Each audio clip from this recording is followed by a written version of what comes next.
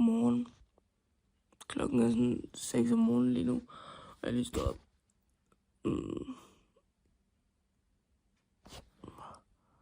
Og mine øjne vil bare falde ud, så de er sådan kind of crusty.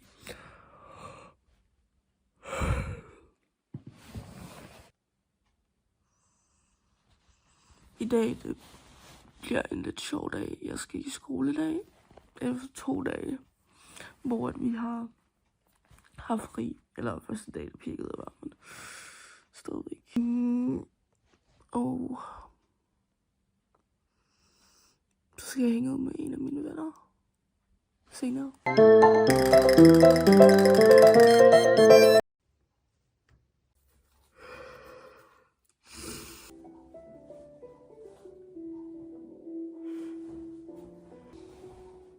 Okay, så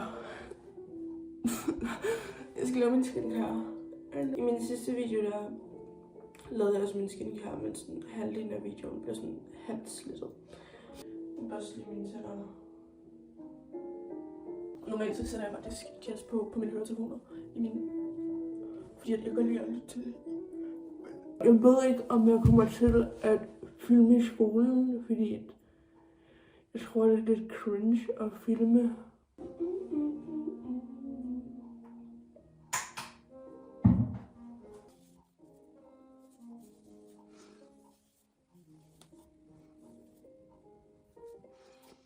Så jeg håber, I alle sammen virkelig får en god dag i dag. Hvis I ser den her om aftenen eller om morgenen, så I don't know. Ofte så vil I nok se den om aftenen. Så jeg håber, I har haft en fantastisk dag. Okay. Prøv at det her på. Jeg prøver det bare på over det hele. Fordi den sådan gør, så min hud skinner. Og det kan sådan nice. Jeg kan lide det der blæsken. Jeg har faktisk også Pinterest, og jeg har lagt den ind i min bio, så I kan se den, fordi den er faktisk virkelig god. Jeg har lagt sådan virkelig mange outfit-idéer og sådan noget.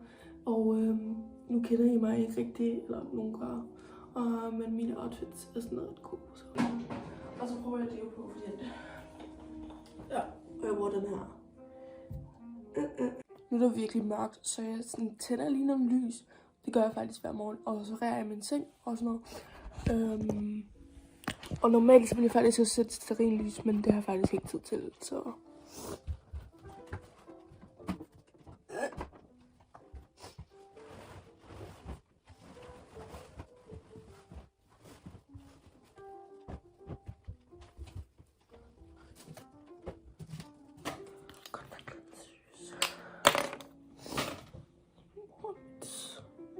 Hvorfor går mit spejl hen? Nej, min søster har taget det. Jeg starter faktisk med at proppe den her på, fordi den er rigtig god. Den jeg havde, det var fra Maybelline, og den var bare faktisk alt for lys. Men jeg blev bare ved med at bruge den, fordi det var ligesom den eneste, jeg havde. Og så fik jeg købt den her, og den er faktisk virkelig lort. Og jeg prøver det bare sådan lidt. Og nu laver jeg lige min bryn, imens det der sætter. Og jeg bruger Ram Beauty i farven Soft Black, tror jeg. Der farver jeg dem bare ind. Altså jeg farver normalt også min øjenbryn sådan med farve. Og så jeg behøver faktisk ikke så meget. Men jeg prøver bare lige ind der, hvor der er sådan huller. Og så børster jeg dem bare lige ud. Ja. Got to be. Ja, den her, den er faktisk ikke særlig god. Jeg kunne bedre lide den. Jeg prøvede den der fra Next. Nej, hvad fuck hedder det der mærke? Jeg kan ikke huske det. Perfect. Så tager jeg den her by Mario i farven Light Medium. Og jeg har kommet til at proppe en finger ned ind, så det er sådan ret dejligt. Men den her, sådan, jeg føler, den er faktisk sådan rimelig god, men jeg føler, den er sådan lidt cheap i forhold til, hvad den koster. Og nu prøver jeg bare lige. Og så prøver jeg også på min næse. Den er sådan lidt svær at bruge, føler jeg. Fordi den sådan ryster. Men ved du hvad, jeg havde ikke nogen før.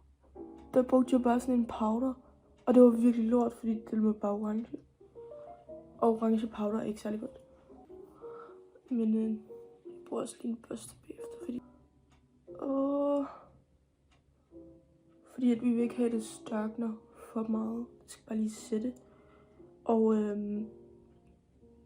ja. Jeg plejer faktisk at lave eyeliner. Fordi at I'm an eyeliner girl. Jeg føler, at vi alle sammen har sådan en palette, som vi alle sammen har fået af sådan mega random, eller sådan har købt sådan virkelig random, og vi stadigvæk bruger den, og den er sådan 8 år gammel. Men nu bruger jeg Milk blush i den coloren Weak, og den her, den er sådan mini, men den holder fucking godt, og den er fucking god. Jeg elsker den virkelig godt. Fit Me en i coloren Berry. Ja, det kan I ikke se, men og så har jeg den her børste. Og eller den her børste. Og så blender jeg det ud med børsten. Jeg prøver noget highlighter på. Og det er fra den her palette fra H&M. Og jeg sværger, at den her highlighter er fucking god. Og sådan, det er også den eneste, jeg rigtig bruger, fordi at jeg har bare brugt den de seneste 5 år. Eller sådan, nok ikke 5 år, fordi jeg startede med at bruge makeup for sådan 2 år siden, tror jeg. Hvor jeg lavede sådan et look med en eyeliner, og så proppede jeg mega meget glitter på over det hele. Ja. Og ja. Og så tager jeg Vaseline. Den her i år. Hov, jeg skal proppe kontaktlinser på. Det var faktisk det, jeg skulle gøre allerførst. Men I tend to forget. Ej, og det var meningen, at jeg skulle have mit fucking spejl. Det var det, jeg skulle hente. Nu er det gået sådan virkelig lang tid. Og nu skal jeg have noget mad. Og jeg skulle faktisk skynde mig lidt, fordi... Hvad er klokken? Jeg kan ikke se klokken. Okay. Klokken den er... Jeg har kun en halv time til at gøre mig klar. Og så har jeg en halv time til at slappe af. Og jeg bruger... Jeg ved ikke noget tilbage. Ellers må jeg proppe noget fucking kedeligt lort. Og det er virkelig klamt at kigge på det her. Så prøver jeg det her. Og prøver det hele. Det er sådan chokolademysli. Så skærer jeg. Hvorfor ligger der en skål med nachos i her? Og så prøver jeg banan i, fordi banan smager fucking godt. Hvis I ikke kan lide banan, så gider ikke være venner mere. Og gider definitely ikke være venner mere, hvis I ikke kan lide chokolade. Det er sådan et must for et venskab. Et must for at... Og jeg tager bare sådan halvdelen af den her banan. Og så giver jeg resten til min lille søsters kanin. Så vil vi lige ud og gøre. Og så giver vi lige kaninen noget mad. Der er ikke noget lys. Så nu går vi ud i udstuen. Kom så nu. Der er mad. Okay. Nu har fået sin mad. Lige finde ud af, hvad jeg skal på i dag, fordi det er sådan the biggest question of every day. Okay, hvad skal jeg på i dag? Jeg har sådan en kæmpe bunke på mit gulv lige nu, som er tøj, som jeg har brugt, men ikke er beskidt endnu. Og der burde jeg nok bruge noget af det, men det kommer jeg nok ikke til. Men, okay, lad os lige se, hvad der er og vælge imellem. Jeg har sådan en sort top, som jeg har på for et par dage siden, men det blæser hver dag, og det er koldt. Og den her, den er sådan bare ryg. Så den kan vi ikke have på. Men jeg skal nok have en BH på, så den har vi ready. Som jeg kan have på. Men dem har jeg bare altid på. Okay. Jeg har sådan nogle lyse nogle. Og der vil jeg gerne have på en hoodie. Jeg har den her grå Boom butik, som er virkelig kedelig. Men det eneste, jeg føler det er fucking svært at matche med sådan nogle lyse bukser. Og jeg købte dem, og nu ved jeg ikke, hvad jeg skal gøre med dem, fordi lyse bukser er fucking svære. Og Nej. Jeg overvejer at tage en t-shirt på, men den t-shirt, jeg gerne vil have på, den er der ikke. Så nu går vi ind på min lille søsters værelse og kigger, om hun stjålet den, eller om jeg kan finde en, der ligner.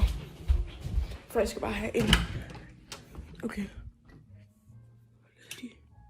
Det her værelse sådan kan... Ej, lyset er ikke. Okay, der er lys. Der er lys.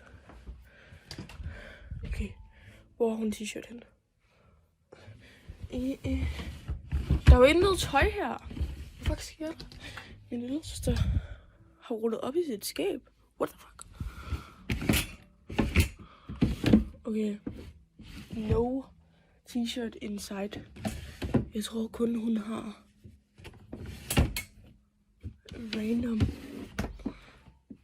Okay, der er en t-shirt her. Hvad er der på den?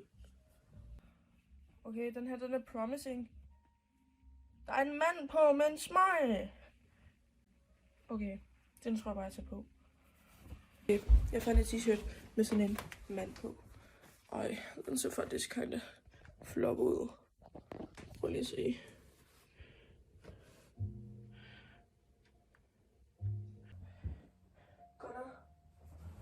Take this. Så nogle små bobby pins. Og fordi jeg har pandehår, som jeg har lavet sådan 575 gange i mit liv, så pinder jeg dem lige ned, fordi sådan der. Okay, det fungerer sådan her. Det fungerer. Og så prøver jeg på at på. Og det her ur på. Og så tager jeg de her 2 forskellige øreringe på i mit andet hul, og der er jeg altså nødt til at bruge et spejl, så jeg overvejer at sætte den her. Jeg overvejer at lave den her video om til sådan en speed, og så bare lave den hele speed, fordi I sidder sikkert og ser TikTok sådan 500 gange om dagen, og det gør, at I ikke kan koncentrere jer om én video, og så bliver I pisse irriterende, når det går for langsomt, og så trykker I ud, fordi det slet ikke er sådan, jeg har det. Selvom jeg faktisk ikke har TikTok, eller sådan, jo jeg har, men sådan, jeg sletter det, og så downloader det igen, sletter det og downloader det igen. Jeg synes, ja. Jeg skal sådan en halskred på. Vi vil stå et halskred på. Okay. Og så tager jeg... Nej, jeg gider ikke tage min hue på, fordi jeg skal alligevel bare spise morgenmad. Og så skal jeg ligge og slappe af, og så viser jeg mit outfit senere, og så... Ja. Men ja, når klokken er 1:30, så tager jeg afsted, og så tager jeg bussen. Og det tror jeg faktisk bliver hele videoen. Og hvis ikke... Jeg føler, at jeg afslutter videoen sådan virkelig mange gange inde i videoen. Og i virkeligheden, så bliver den faktisk virkelig lang. Så okay, det her er mit outfit. Det er utroligt meget spændende. Det der.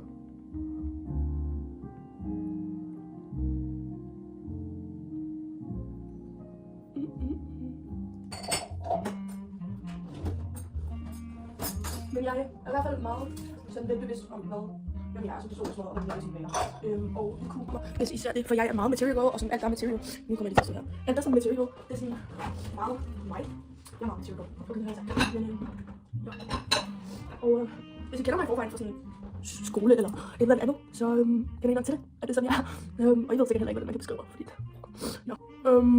Klokken, den er 7 nu, og jeg tror, jeg ligger lidt ned og slapper af og ser noget Big Mouth.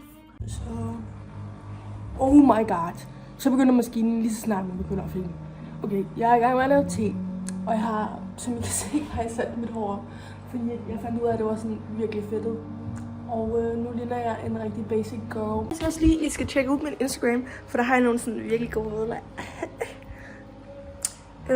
Men jeg kommer i hvert fald til at lave nogle lidt mere spændende outfits i fremtiden, tænker jeg. Men nu drikker jeg min te, og så slapper jeg lidt af. Klokken den er 13 minutter over, tror jeg. Og jeg tager afsted her om 10 minutter, tror jeg. Okay, så nu er jeg klar. Og jeg er på vej nu. Og jeg tager afsted nu. Og jeg har min jakke og min taske. Og jeg har taget det her på i dag. Og ja, så sætter jeg bare noget Cardi B på, og så har jeg afsted. Og jeg synes, vi skal låse døren. Jeg er med på min YouTube.